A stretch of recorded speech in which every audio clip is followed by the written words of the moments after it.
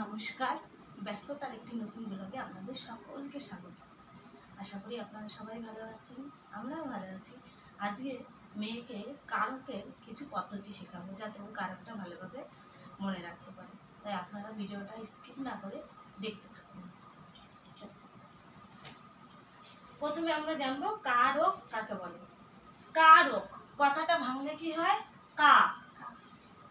আর হচ্ছে তুমি হচ্ছে রক স্টার, রক, তাহলে কি হলো? কা রক। ঠিক আছে,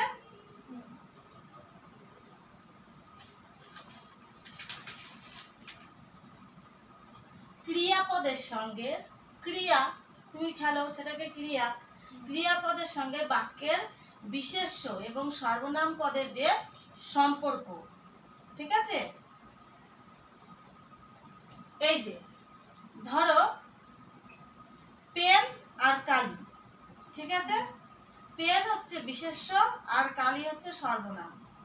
ধরো এদের যে সম্পর্ক, এই সম্পর্কটাই হচ্ছে কারক। মনে থাকবে। কারক কয় প্রকার? কারক 6 প্রকার। এটা তুমি কি করে মনে রাখবে? আমাদের বাংলা ঋতু কটা? 6টা। সেই জন্য কারকও 6টা। 1 নম্বর কি? কর্তৃ।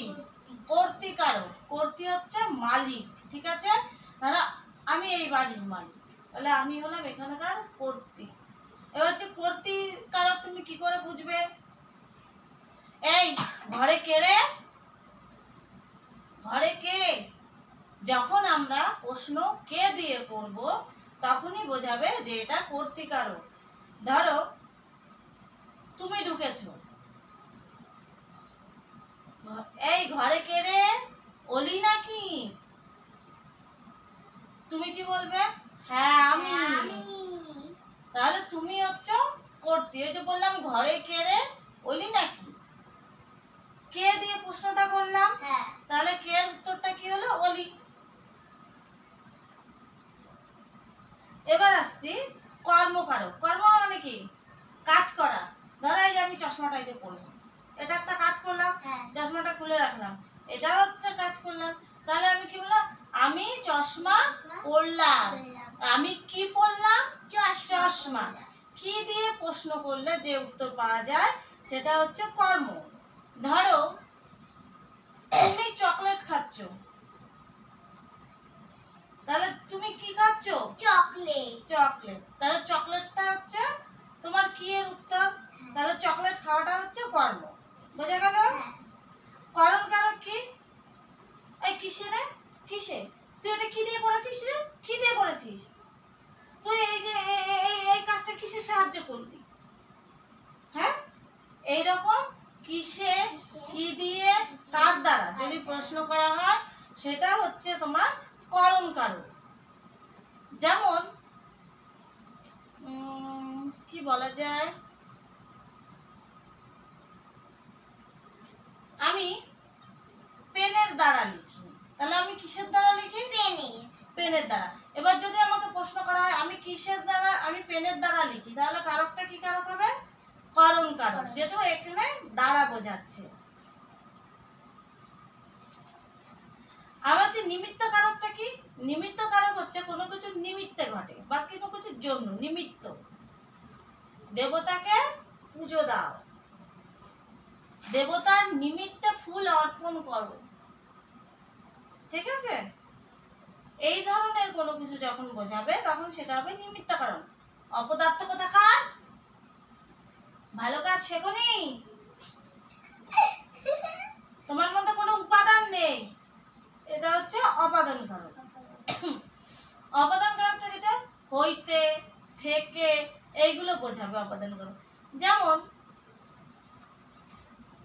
চালের থেকে ভাত তৈরি হয়, চালের থেকে ভাত তৈরি হয়। কি হচ্ছে? চালটা প্রথমে হচ্ছে, তারপরে থেকে গিয়ে, থেকে কথাটা রয়েছে ওখানে, তারপরে হচ্ছে ভাত, চাল থেকে ভাত। তাহলে কোনো কিছু থেকে থেকে বোঝালে সেটা হচ্ছে অপাদান কারক। ওই জন্য বলা হয় অপদার্থ তুমি জানো না ওর থেকে এটা হয়। বুঝেছো? এবার হচ্ছে অধিকরণ। এই এটা আমার, এই ব্যাগটা আমার, তোর কান না, কিন্তু ধরবি না, একদম ধরবি না। এইটার মানে কি, এটা হচ্ছে ব্যাগটা শুধু আমার, এর উপরে আমার অধিকার রয়েছে, ঠিক আছে? যেমন আমি বললাম অধিকারণ কারক বোঝাতে, ধরো মাছ কোথায় থাকে রে? জলে। জলে। তাহলে জলে কার অধিকার রয়েছে? মাছের অধিকার রয়েছে, বুঝা যাচ্ছে? এই যে এই আলমারিটা আমার, তাহলে এই আলমারিটা আমার যদি হয়, তাহলে এই আলমারির উপরে আমার অধিকার রয়েছে, বোঝা গেছে? এইরকম কিছু বোঝালে তখন বোঝাবে সেটা হচ্ছে অধিকারণ করা, অধিকারণ কারক। সেখানে কোনো জায়গা হতে পারে, কোনো সময় হতে পারে, আবার কোনো বিষয়ও হতে পারে, বোঝা গেছে? তাহলে আমরা কারক কয় প্রকার জানলাম? 6 প্রকার। 6 প্রকার। কি কি? কৃতিকারক, কর্তৃকারক, কর্মকারক, কর্মকারক, করণকারক, নিমিত্ত নিমিত্তকারক, কারক, অপাদানকারক, অধিকারণ অধিকারণ কারক। মনে থাকবে? বুঝতে পেরেছো? অসুবিধা নেই তো? না। তাহলে কারক বোঝানো আজকে এই পর্যন্তই শেষ করছি।